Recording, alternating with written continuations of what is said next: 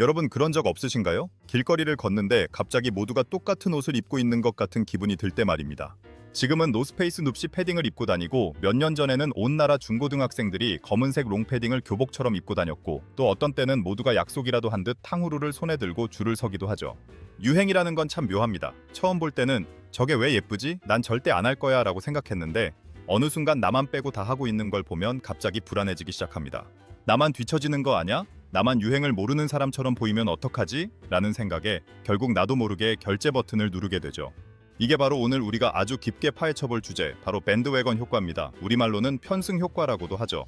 악단이 탄 마차, 즉 밴드웨건이 음악을 울리며 지나가면 사람들이 그 뒤를 줄줄이 따라가는 모습에서 유래된 용어입니다. 남들이 하니까 나도 해야 할 것 같고 남들이 사니까 나도 사야만 할 것 같은 이 강력한 대중심리. 사실 이건 우리 지갑을 털어가는 마케팅의 정수이자 때로는 국가의 운명을 바꾸고 경제를 무너뜨리는 무시무시한 괴물이기도 합니다. 오늘 밴드웨건 효과가 어떻게 우리의 뇌를 조종하는지, 그리고 우리는 왜 그토록 유행템 앞에서 무력해지는지 그 추악하고도 흥미로운 이면을 낱낱이 파헤쳐 보겠습니다. 자, 이제 마차 뒤를 따라가는 군중이 될지 아니면 그 마차를 운전하는 지혜를 얻을지 결정은 여러분의 몫입니다. 지금 시작합니다. 먼저 이 밴드웨건이라는 단어가 대체 어디서 왔는지부터 알아봐야겠죠. 때는 1848년 미국의 정치판이었습니다. 당시 댄 라이스라는 아주 유명한 서커스 광대가 있었는데요. 그는 당시 대선 후보였던 제커리 테일러를 지지하기 위해 자신의 서커스 마차, 즉 밴드웨건의 악단을 태우고 시끄럽게 음악을 연주하며 온 동네를 누볐습니다. 사람들은 신나는 음악 소리에 이끌려 마차 뒤를 졸졸 따라다녔고 결국 제커리 테일러는 엄청난 인기를 얻으며 대통령에 당선됐죠. 이 광경을 본 다른 정치인들은 깨달았습니다.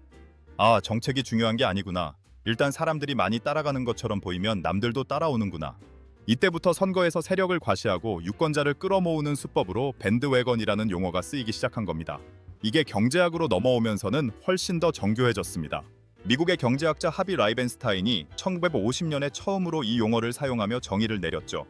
어떤 물건에 대한 수요가 다른 사람들의 구매 여부에 따라 증가하는 현상. 쉽게 말해 물건이 좋아서 사는 게 아니라 남들이 사니까 사는 겁니다. 여러분 이게 얼마나 무서운 소리인지 아시겠나요? 나의 취향, 나의 경제 상황, 나의 필요는 뒷전이 됩니다. 그저 다수가 선택했다는 사실 하나만으로 그 물건은 가치를 갖게 되는 거죠. 자, 그럼 왜 우리의 뇌는 이런 비합리적인 선택을 하는 걸까요? 그 비밀은 우리 인류의 진화 역사 속에 숨어 있습니다. 아주 먼 옛날 우리 조상들이 사바나 초원을 누비던 시절을 상상해 보세요. 저 멀리서 동료들이 갑자기 한쪽 방향으로 전력 질주를 하기 시작합니다. 이때 저들은 왜 뛰는 걸까? 사자가 나타난 걸까? 아니면 단순히 운동을 하는 걸까? 가서 원인을 분석해 봐야겠어 라고 생각하는 조상은 사자에게 잡아먹혔습니다. 반면에 이유도 묻지 않고 일단 동료들을 따라 같이 뛰었던 조상들은 살아남았죠. 즉 무리를 따르는 건 생존을 위한 가장 효율적인 지름길이었습니다. 이 생존 본능이 수만 년이 지난 지금까지도 우리 뇌에 박혀 있는 겁니다. 현대 사회에서 사자는 사라졌지만 그 자리를 사회적 고립이라는 공포가 채웠습니다. 무리에서 떨어져 나가는 것, 남들과 달라지는 것에 대해 우리 뇌는 생존의 위협과 맞먹는 스트레스를 느낍니다. 그래서 우리는 유행하는 옷을 입고 유행하는 카페를 가고 유행하는 주식을 사면서 나도 이 무리에 속해 있어 라는 안도감을 얻는 거죠. 이런 심리를 극명하게 보여주는 아주 유명한 실험이 있습니다. 바로 솔로몬 애쉬의 선분 길이 비교 실험입니다. 여러분 이건 정말 어처구니가 없을 정도로 충격적인 결과가 나왔습니다. 실험은 간단해요. 7명의 사람을 모아놓고 왼쪽에 선 하나와 길이가 같은 선을 오른쪽에 3가지 선 중에서 고르게 합니다. 누가 봐도 정답은 명확하죠. 그런데 반전이 있습니다. 사실 7명 중 6명은 실험자와 짠 조력자들이었고 진짜 피험자는 단 1명뿐이었습니다.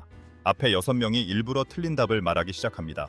누가 봐도 3번이 정답인데 6명이 한 목소리로 1번이 정답입니다 라고 우깁니다. 마지막 차례인 피험자는 당황합니다. 에요, 내 눈에는 분명 3번인데 왜 다들 1번이라고 하지? 내 눈이 이상한가? 아니면 내가 모르는 뭐가 있나? 결과가 어땠을 것 같나요? 피험자의 무려 75%가 적어도 한 번 이상은 대중의 틀린 의견에 동조했습니다. 자신의 눈이라는 확실한 증거가 있는데도 다수의 의견에 맞서기보다 틀린 답을 선택하는 편을 택한 거죠.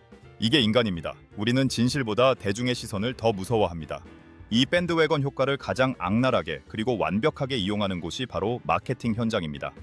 여러분 쇼핑몰에 들어갔을 때 현재 1,500명이 이 상품을 보고 있습니다라거나 판매량 1위, 누적 리뷰 5만 개 같은 문구를 보면 어떤 생각이 드시나요? 아, 남들이 이렇게 많이 샀으면 검증된 거겠지 라고 생각하며 의심의 끈을 놓게 되죠. 사실 그 1,500명이 진짜인지 알 수도 없고 1위라는 기준이 무엇인지도 모르는데 말입니다. 특히 한국 사회에서는 이 밴드웨건 효과가 정말 독특하고 강렬하게 나타납니다. 우리는 전 세계에서 가장 유행에 민감하고 타인의 시선을 의식하는 민족 중 하나니까요. 대표적인 사례가 바로 등골 브레이커라고 불렸던 노스페이스 패딩 열풍입니다. 당시 학교에서 이 패딩은 단순한 옷이 아니었습니다. 계급장이고 입장권이었죠. 너도 이거 있어? 그럼 우리 무리야 라는 무언의 신호였습니다.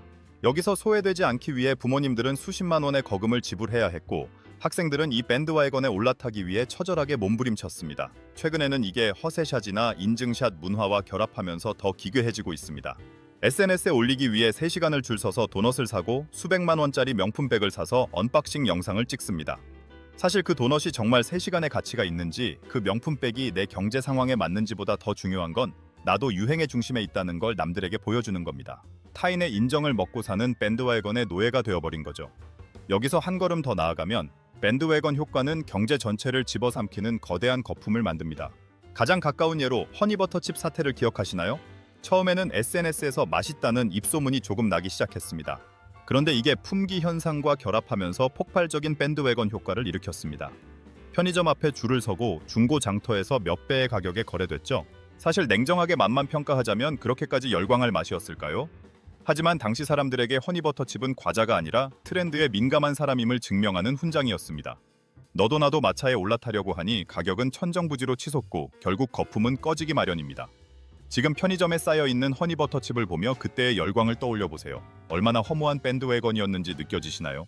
주식과 코인 시장은 밴드웨건 효과의 끝판왕입니다.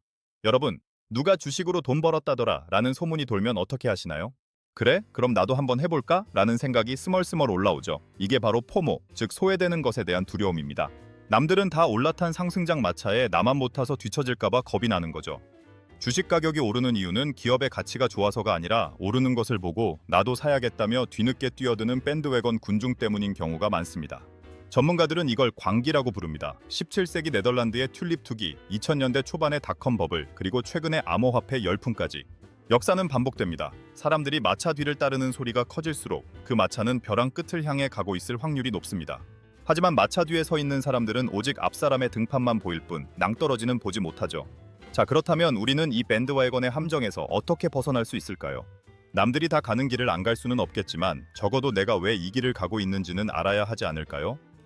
첫 번째 방법은 질문의 주체를 바꾸는 것입니다. 어떤 물건을 사거나 유행을 따르기 전 이게 유행인가? 라고 묻지 말고 이게 나에게 필요한가? 라고 물으세요. 남들이 이걸 좋아하나?가 아니라 내가 이걸 좋아하는가?가 기준이 되어야 합니다.